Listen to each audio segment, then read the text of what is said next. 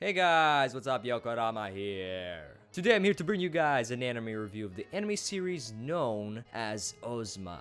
This is a 6-episode sci-fi series that is produced by the legendary production studio known as Gonzo. So the story takes place far in the future. So far that the radiation from the sun has pretty much destroyed the environment of the earth, making it so that the birth rates have drastically decreased. Our main character is Sam, and one day he was just riding around on his little gravitational motorcycle, like we all do once in a while, and he sees this beautiful woman named Maya in the distance, and she's being chased by the army that pretty much controls the society and Earth in their time. So, being a young gentleman, he decides to save her. So, that is exactly what he does. He saves her and takes her to his trade ship where he works. The army shows up and starts demanding her and chasing her and all that sort of jazz, and that's pretty much where the story begins. Now, this story is actually by a legendary writer known as Matsumoto Leiji, who is actually mostly known for Galaxy Express 999 and Space Pirate Captain Harlock, which are both 70s, 80s, pretty old series, but he's also done pretty much almost countless amount of other series and OVAs, movies. This guy is pretty much legendary, if I'd had to put it in a word. And when it comes to this series, Ozuma, I really wanted to love it. I wanted to enjoy the hell out of it, but I just couldn't. Not that it was a bad series, it had a really awesome concept, and actually parts of the series were pretty much amazing. But what held it down was the size of the series, was that it was only 6 episodes long. How do you take this legendary story from this legendary creator and give it only a 6-episode TV series? 6 episodes, come on. This could have easily went on for 50 episodes, maybe even more, and would have kept its audience interested. Like some parts in this series, I seriously have never seen anywhere else in any series. There was a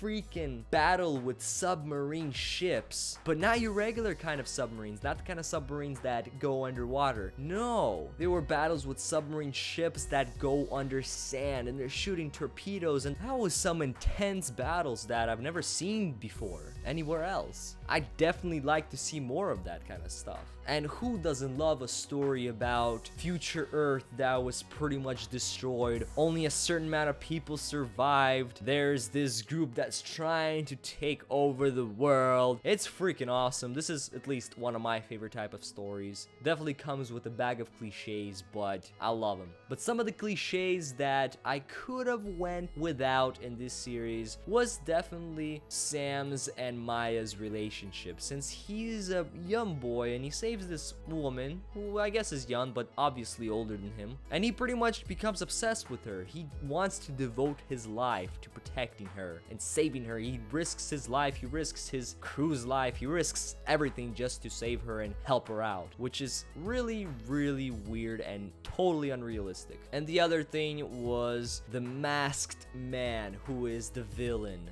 It's so obvious from the moment where one thing is mentioned, which is mentioned around episode, I believe 3, halfway through the series, maybe even episode 2, you find out and know 100% who this masked man villain is. And one thing when it comes to anime that really ticks me off the most is something that is super predictable, and this was one of the most predictable things I've seen in a while. When it comes to the soundtrack, I really have nothing to say because it was not really memorable. Maybe it was awesome, maybe it wasn't, but for some strange reason, I usually remember my soundtracks when they're super epic and they fill me up with so much emotion during the episode. But pretty much when it comes to Ozuma's soundtrack, I just couldn't care less. Maybe just not my style of music or something. The opening was done in English, and I ended up listening to it every time I watched an episode, but not something that I really was blown away by and would actually go back and listen to after the series is over. The animation and art style, it was definitely not the best, but for me, this sort of art style is actually my favorite kind, which gives off this old 70s, 80s feel, made it completely awesome. That's pretty much my bias, but when it comes to being compared to art styles and animations nowadays, I guess it's about average, but for me it was above average for that one biased reason. So, to wrap this up, do I recommend this? Honestly, the only people I'd recommend this to is to the people that just have nothing really else to watch or just want to see something original but short, because this is a good little series, but like I said, the only downfall of it is the length.